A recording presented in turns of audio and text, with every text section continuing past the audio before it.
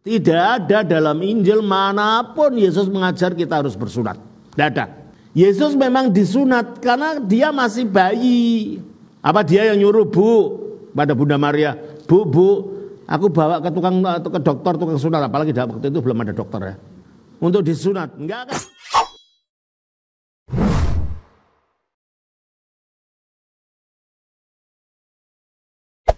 Hey there. Subscribe to my channel. And also press this bell icon. Bismillahirrahmanirrahim.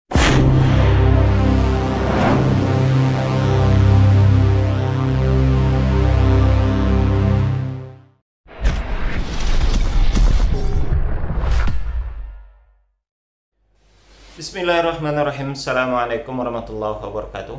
Alhamdulillahirrabbilalamin. Salatu wassalamu ala asyrafil anbiya'i wal mursalin wa ala alihi wa sahbihi rasulillahi ajma'in. Rabbi shrah li sadri wa yassir li amri wahlul 'uqdatam min lisani yafqahu qawli. Saudara sekalian, hari ini masih nuansa Idul Fitri 1446 Hijriah. Salah satu doa yang dianjurkan disampaikan oleh Rasulullah itu adalah taqabbalallahu minna wa minkum siyamana wa siyamakum. Ya, semoga Allah terima amal ibadah yang kita laksanakan selama Ramadan kemarin dan juga puasa kita, dan semoga kita menjadi orang-orang yang jauh lebih baik dan juga diangkat derajatnya oleh Allah sesuai dengan konsep puasa itu sendiri adalah menciptakan manusia yang bertakwa. Amin. Semoga kita menjadi apa yang diharapkan oleh Allah di dalam Al-Baqarah ayat 183 tersebut. Saudara sekalian, yang akan kita bicarakan ini sudah cukup lama kita tidak ada menyinggung tentang perbandingan agama. Hari ini kita coba memberikan tanggapan terhadap pernyataan yang disampaikan oleh seorang Romo, di mana di awal tadi sudah kita saksikan pernyataan yang disampaikan oleh Romo Daniel Biantoro. Dengan jelas dan tegas dia mengatakan bahwasanya Yesus tidak ada mengajarkan atau tidak ada memerintahkan umat Kristen untuk berkhitan, untuk bersunat maksudnya. Ya, meski hal ini sebetulnya bukan hal baru ya. Seringkali dalam perdebatan-perdebatan muncul tentang syariat khitan atau bersunat ini di dalam kekristenan. Meski di dalam Alkitab itu sendiri diajarkan dan dijelaskan dengan tegas, ada beberapa ayat begitu ya. Ada beberapa ayat yang menjelaskan tentang bahwasanya Yesus itu disunat. Contohnya saja ini ada di dalam Lukas pasal 2 ayat 21 dikatakan dengan jelas, dan ketika genap 8 hari dan ia harus disunatkan, ia diberi nama Yesus, yaitu nama yang disebut oleh malaikat sebelum ia dikandung ibunya.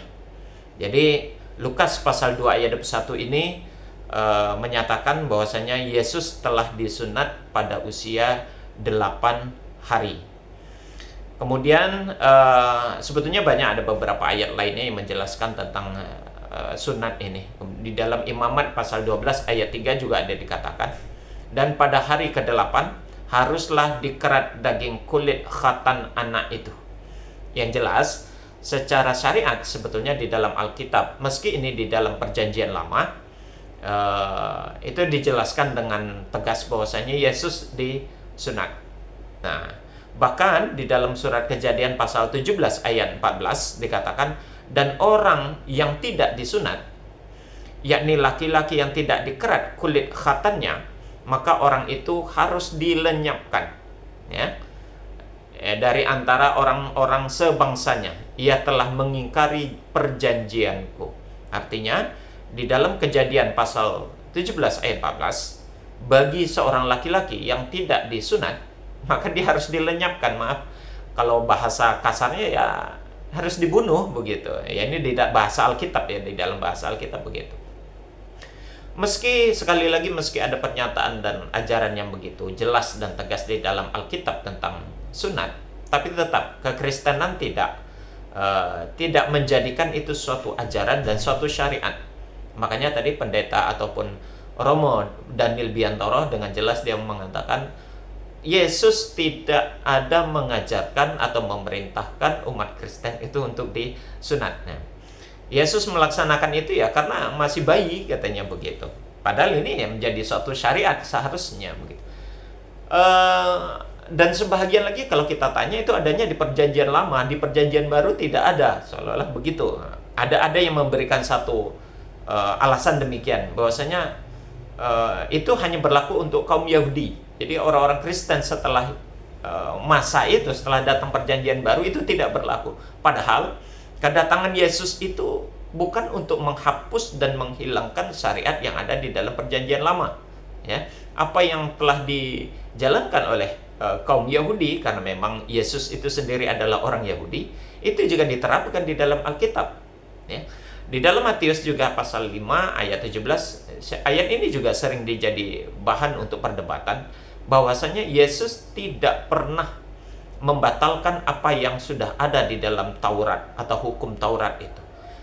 Ya, Matius pasal 5 ayat 17, Yesus mengatakan, "Janganlah kamu menyangka bahwa aku datang untuk meniadakan hukum Taurat atau kitab para nabi. Aku datang bukan untuk meniadakannya, melainkan untuk menggenapinya." Artinya kalau menggenapi itu ya justru menyempurnakan, bukan mengurangi ataupun menghilangkan ataupun menghapuskan. Jadi kalau dikatakan oleh Daniel Biantoro, Romo Daniel Biantoro ini, Yesus tidak mengajarkan itu salah kaprah. Karena apa yang ada di dalam Perjanjian Lama itu menjadi syariat. Apa yang ada di dalam kebudayaan ataupun kebiasaan yang dilakukan oleh kaum Yahudi yang dibuat oleh Yesus, seharusnya itu dilakukan. Bukankah makna Kristen itu adalah orang yang mengikuti Yesus Kristus? Jadi kalau mengikutinya, Yesus bersunat, harusnya mereka juga bersunat, gitu. Harusnya mereka bersunat. Ya. Jadi ya ancamannya itu kuat. Bahkan Yesus lebih tegas lagi mengatakan tentang hukum Taurat itu dalam Matius pasal 5 ayat 18. "Karena aku berkata kepadamu, sesungguhnya selama belum lenyap langit dan bumi ini, satu iota pun, satu iota atau satu titik pun tidak akan ditiadakan dari hukum Taurat sebelum semuanya terjadi." Jadi harus disempurnakan itu apa yang ada di dalam hukum Taurat, dilaksanakan. Dan selagi dunia ini masih ada, langit dan bumi ini belum lenyap, satu iota pun tidak akan dirubah, tidak ada yang dikurangi dari hukum Taurat itu. Jadi kalau sebagian umat Kristen mengatakan sunat itu adalah ajaran yang hanya ada untuk kaum Yahudi karena dia tertera di dalam Perjanjian Lama, pertama, Yesus sendiri mengatakan bahwasanya dia datang bukan untuk meniadakan atau mengurangi hukum Taurat. Artinya sunat itu, khitan itu harusnya tetap dilaksanakan bagi umat Kristen. Ya, sekarang sih memang ada sebagian dari umat Kristen yang tetap melaksanakan. Ya, Advent contohnya tuh dia tetap melaksanakan sunat itu. Tapi kayak Katolik, Protestan itu tidak menjalankan itu karena dia menganggap itu bukan syariat, gitu ya. Dan Yesus tidak mengajarkan tentang itu. Cuman kalau kembali dari perkataan Romo ini tadi, kalau Yesus tidak mengajarkan tentang bersunat, ya, tidak ada memerintahkan untuk bersunat, bukankah Alkitab atau Yesus sendiri juga tidak memerintahkan kepada umat Kristen untuk menyembah kepada Dia? Tidak ada di dalam Alkitab itu mengatakan sembahlah aku. Yesus mengatakan itu tidak ada. Tapi kenapa itu dilakukan? Nah, jadi ironi ini bertolak belakang. Berkhitan dia tidak mau melaksanakan, atau bersunat tidak dilaksanakan dengan alasan tidak ada ajarannya, tidak ada perintahnya dari Yesus untuk melaksanakan itu, sehingga dia tidak mau melaksanakan. Sedangkan untuk menyembah Yesus juga Yesus tidak ada memerintahkan itu. Tidak ada perintah untuk menyembah Yesus, untuk menganggap Yesus sebagai Tuhan, itu tidak ada. Tapi itu dilaksanakan. Jadi, ya inilah kalau seandainya melaksanakan agama sesuai dengan selera, nah ini resikonya begini. Yang ini diambil, yang ini tidak. Yang ini dijadikan alasan tidak ada syariatnya di dalam Alkitab, dianggap padahal itu ada. Tapi dianggap tidak ada. Sementara menyembah ke Yesus, itu tidak ada perintahnya di dalam Alkitab. Yesus sendiri tidak pernah memerintahkan untuk menyembah kepada Dia, malah itu yang dilaksanakan. Jadi tidak konsisten. Ya, Romo Romo Daniel Biantoro ini tidak konsisten jadinya terhadap apa yang dia sampaikan. Ya tidak Romo saja tentunya. Secara umum, secara general umat Kristen tentunya tidak konsisten dengan apa yang diimani begitu. Nah, jadi ini sedikit tanggapan dengan apa yang disampaikan oleh Romo Daniel Biantoro. Harusnya konsisten lah.